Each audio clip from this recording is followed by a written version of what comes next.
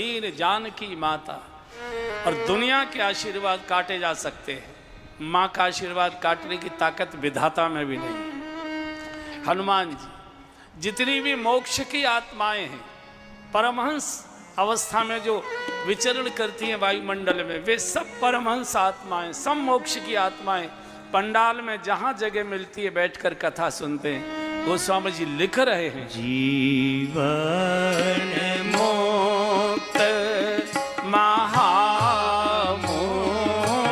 जेऊ, जीवन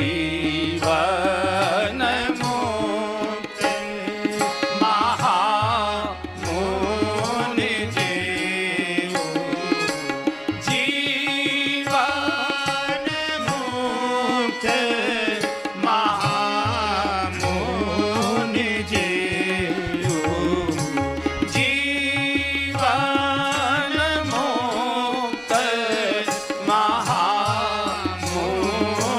जेऊ, हरि गुण सुनहि निरंतर तेऊ, हरि गुण सुनहि निरंतर तेऊ।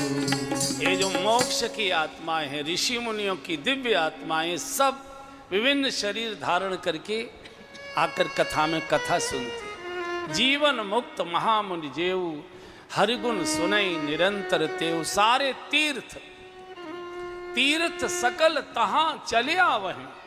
एक सज्जन ने मुझसे प्रश्न कर दिया, क्या प्रमाण है कि तीर्थ आते हैं या देवता आते, ऋषि मुनि आते हैं?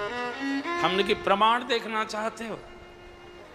3 घंटे कथा में लोग बैठे हैं, एकदम कंधे से कंधा मिलाकर चुपके चुपके बैठे रहते हैं। यहाँ तो चलो कुर्सियाँ हैं, थोड़ा अंतर है, लेकिन जब जमीन पर बैठा करते थे तो इतनी घिचपिच होती थी। सुई डालिए तो सुई भी किसी के सिर पर या कंधे पर ही गिरेगी, जमीन पर जा ही नहीं सकती थी।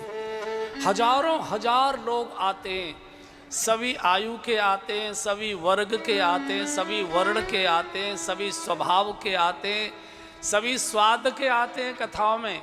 लेकिन आपने कभी भी किसी कथा में छेड़छाड़ की कोई घटना सुनी हो? मुझे बता दीजिए। होश ही नहीं रहता, देह का भान ही नहीं है किसी को कि मेरी बगल में कौन बैठा है। क्योंकि ये चीज़ें तो देह से हुआ करती है और देह का तो भान ही नहीं है।